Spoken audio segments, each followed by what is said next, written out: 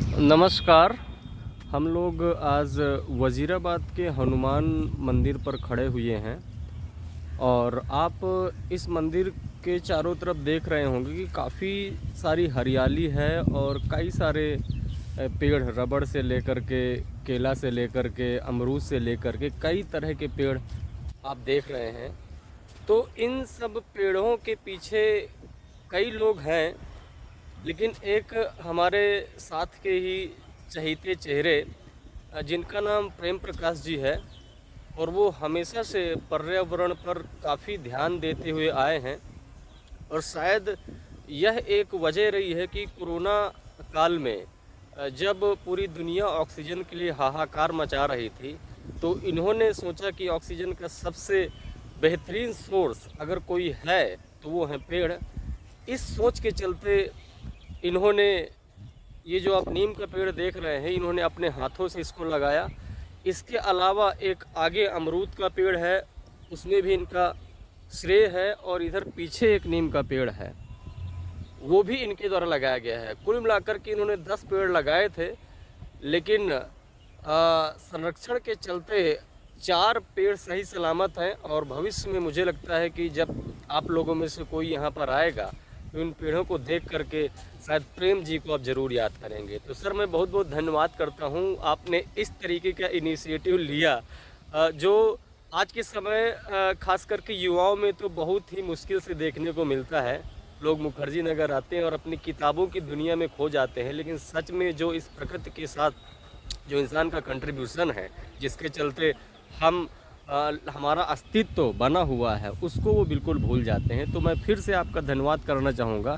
तो सर, मैं सबसे पहली चीज़ आपसे ये जानना चाहूँगा कि आपको नेचर से इस तरीके का जो लगाव है वो कैसे, मतलब इस तरीके की जो फीलिंग्स है, ये कैसे आपके दिल में कैसे जो पैदा होने लगी? क्योंकि आम तौर से तो मुश्किल ही देखने को मिलता है कि आप जैसे युवा लोग इस ओर जाएं। तो ये सर, आप थोड़ा सा हमारे दर्शकों को बताइए कि क्या वजह थी कि आप प्रकृति से इतना ज़्यादा प्रेम करने लगे। और मुझे लगता है कि काफ़ी अच्छी बात है कि आपका नाम भी प्रेम प्रकाश जी है। तो सर, आप थोड़ा सा इस पर प्रकाश डालेंगे तो मुझे लगता है कि हमारे व्यूवर्स के लिए काफ़ी अच्छा रहेगा। नमस्कार। देखिए, एक तो गांव में जन्म हुआ और मेरा मानना है कि जो लोग भी गांव में हैं, गांव का मतलब ही होता है कि प्रकृति। आप पेड़ पौधों के बीच होते हैं, खेत खलिहानों के बीच होते हैं, नदी तालाबों के बीच होते हैं, पशु पक्षियों के बीच होते हैं। एक सामाजिक जीवन होता है और उस समाज में सिर्फ मनुष्य ही नहीं होते हैं। समाज में पशु पक्षी, कीट पतंग, घर में छिपकली, सांप से लेकर पेड़ पौधे होते हैं, फल के पेड़, खेती होती है, किसान होते हैं उसमें। तो खेती और किसानी सब सम्मिलित होता है। यूँ कहें कि एक बड़ा परिवार है जिसमें पूरी प्रकृति समाहित है, समाज समाहित है, पूरी संस्कृति समाहित है। तो जाहिर सी बात है कि गांव के होने की वजह से हर व्यक्ति के अंदर, मेरे अंदर, हर व्यक्ति के अंदर वो नैसर्गिक गुण है, प्रकृति का प्यार, प्रकृति के प्रति, पेड़ पौधों के प्रति। हाँ, जिस तरह से ये भौतिकवादी युग है, आज के समय में लोग इन चीज़ों से हटते जा रहे हैं या उनको कुछ गलत फोर्स इन चीज़ों से हटाता जा रहा है।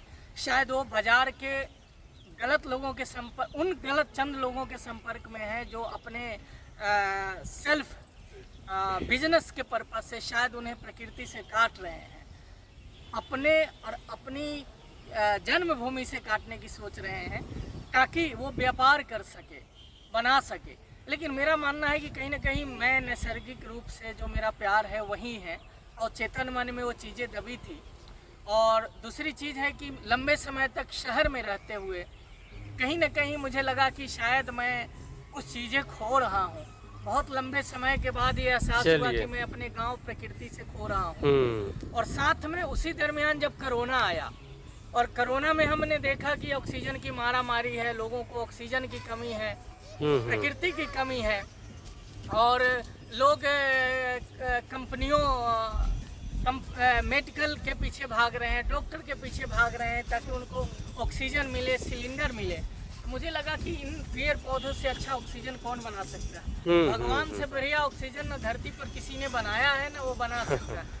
और ये जो प्रत्यक्ष ईश्वर है, मैं बार बार कहता हूँ कि पेड़ पौधे धरती के प्रत्यक्ष ईश्वर हैं। तो मुझे लगता है कि यदि आप आस्तिक है, ईश्वर में बिलीव करते हैं या नहीं भी है, तो मुझे लगता है कि कोई भी संसार का व्यक्ति पेड़ पौधों के गुणों से, उसकी कीमत से इनकार नहीं कर सकता है। तो शायद वो चीज़ें मुझे फोर्स की और मैं इन चीज़ों को प्रेरित हूँ कि पेड़ पौधे लगाऊं, दूसरे को मोटिवेट करूं। और बिल्कुल बिल्कुल। और मैं दर्शकों को ये भी बताना चाहता हूँ कि प्रेम प्रकाश जी दर्शन शास्त्र के छात्र रहे हैं और इन्होंने इको फिलॉसफी का भी अध्ययन किया है, जिसके चलते ये हमेशा पेड़ों को एक जीव की तरह देखते हैं।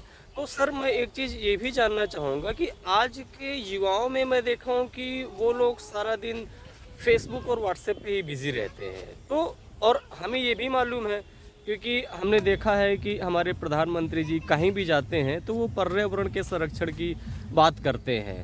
तो सर आज के समय में इस तकनीक के ज़माने में हम कैसे युवाओं को या फिर लोगों को प्रकृति के संरक्षण की ओर अग्रसर कर सकते हैं?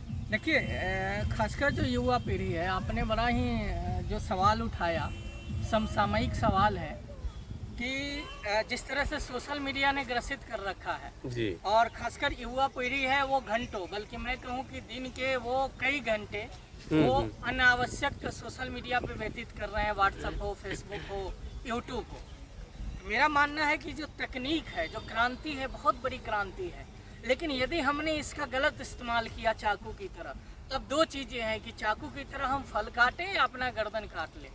ज़्यादातर संख्या अपना गर्दन समय नष्ट करके एक तरह से जो युवा पीढ़ी है वो अपना गर्दन काट रहे हैं, क्योंकि वो अपना नुकसान कर रहे हैं। अपना जो बहुमूल्य समय है, जिससे वो पढ़ सकते थे, सीख सकते थे, काम कर सकते थे, वो उन चीज़ों में इन्वेस्ट कर रहे हैं। जहाँ तक आपका जो दूसरा सवाल है इससे रिलेटेड कि वो पेड़ पौधों के प्रति सचेत क्यों नहीं है, कहीं ना कहीं सोशल मीडिया की वजह से वो बंद कमरों से बाहर नहीं निकल पा रहे हैं। और बंद कमरों में एक खास तरह का जो इंटरटेनमेंट है, भले वो गलत हो सही हो, वो एक अलग विषय है डिबेट का, लेकिन एक खास तरह का एक हार्मोन सेक्रेट हो रहा है।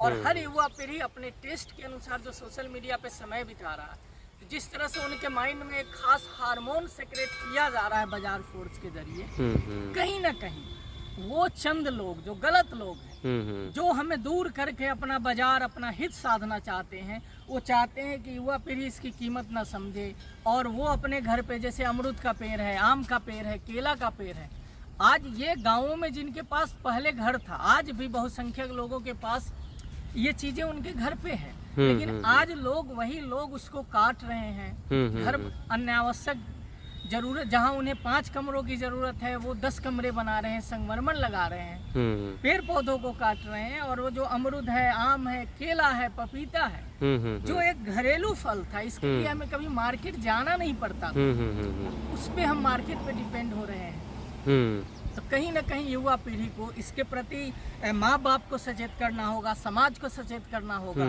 और युवा पीढ़ी ये बचपन में, खासकर प्राइमरी लेवल पे, हमें टेक्स्ट बुक के जरिए एक अवेयरनेस फैलानी होगी, ताकि अवचेतन मन में युवा जो बच्चे हैं, इनकलकेट करना होगा ऐसे संस्कार को कि जब वो पेड़ पौधों की कीमत समझेंगे कि जो छाया है, फल है, सारे लगभग जितने बीमारियां हैं, लगभग जो हम हर्ब्स लेते हैं, इन्हीं पेड़ पौधों से लेते हैं। हरियाली है, इससे शुद्ध ऑक्सीजन नहीं है। आज सबसे बड़ी समस्या जो क्लाइमेट चेंज की है पूरी दुनिया में, और क्लाइमेट चेंज के पीछे सबसे बड़ा कारण क्या है कि जो एक मिनिमम भारत सरकार ने 33% वनावरण का एक लक्ष्य रखा है फॉरेस्ट का, आज हम लगभग 6-7% उस मिनिमम सीमा से दूर हैं। आज हमने मिनिमम 33% को भी अचीव नहीं किया है। तो हमें उस वन के क्षेत्रफल को बढ़ाना होगा, पेड़ पौधों को बढ़ाना होगा, हमें प्रकृति की तरफ लौटना ही होगा। चलिए, तो मैं अंतिम बात आपसे जानना चाहूँगा कि आप अंत में आप इस देश के नागरिकों को या फिर लोगों को इस प्रकृति को ध्यान में रखते हुए आप किस तरीके का एक संदेश देना चाहते हैं? क्या मैसेज आप उनको देना चाहते हैं? मैं बल्कि हाथ जोड़ कर कहूँगा कि पहले तो ये समझे कि धरती पे प्रत्यक्ष ईश्वर है पेड़ पौधे, है जी। ना? और जितना हमारे लिए घर के सदस्य उपयोगी है वैसे उससे ज़्यादा बल्कि एक ये बेजुबान पेड़ पौधे हैं जो सिर्फ देते हैं, न जाने कितने गुणा हमें ये लाभान्वित करते हैं और कुछ नहीं बोलते। बदले में इनको सिर्फ मिट्टी, धूप, पानी, हवा चाहिए। आपसे कुछ भी नहीं चाहिए, न सोना चाहिए, न चांदी चाहिए, आपका कोई हक नहीं मानते, बल्कि आपको देते ही हैं। तो एक तो हर व्यक्ति इसके प्रति अवेयर हो, पेड़ लगाएं, कीमत समझे। सबसे बड़ी चीज है कि जो अपने जो नौनिहाल है बच्चे हैं, उनके अंदर जो सबसे बड़ा संस्कार है वो पेड़ पौधों के प्रति सचेत करे। और साथ ही साथ बल्कि सरकार भी ये अनिवार्य करे कि जो भी खासकर जो शहरीकरण है, कोई भी व्यक्ति जब तक वो कुछ पेड़ पौधे ना लगा ले या थोड़ी जमीन ना छोड़ दे तब तक वो मकान नहीं बना सकता है। तो हमें निजी तौर पे, पारिवारिक तौर पे बच्चों को संस्कारित करके, सामाजिक चेतना फैलाकर और सरकार को भी आह्वान करके और सरकार कानूनी तौर पे भी हमें पेड़ पौधों को संरक्षित करना ही पड़ेगा, प्रकृति की तरफ लौटना पड़ेगा और ये जो प्रत्यक्ष ईश्वर है इसके लिए हमें कृतज्ञ होना पड़ेगा। बिल्कुल, मुझे आपकी बातों को सुन करके वो संस्कृत का एक श्लोक याद आ रहा है कि वृक्ष न कबहु फल बखै, नदी न संचय नीर, और परमारथ के कारणे साधुन तज धरा शरीर। तो इन्हीं बातों के साथ मैं यही कहना चाहूँगा कि उत्तराखंड में जो गौरा देवी करके थी, उन्होंने इन पेड़ों की रक्षा के लिए अपनी दो क्या शायद 5 बेटियां थी, उनको उनकी जान चली गई क्योंकि जो लोग आए थे आपके राजा के सैनिक, वो बोल रहे थे कि आप लोग हट जाओ, लेकिन गौरा देवी ने पेड़ों पर लिपट गईं और उनके सभी परिवार की जो बच्चियां थी वो उन्होंने जान दे दी। तो कहीं ना कहीं प्रेम जी उस मुहिम को हिंदुस्तान में हमेशा से काम करते चले हैं और उसकी जो लव है उसको बनाए रखना चाहते हैं, क्योंकि हम सभी जानते हैं कि प्रकृति के अस्तित्व में ही इंसान का अस्तित्व समाहित है। नमस्कार।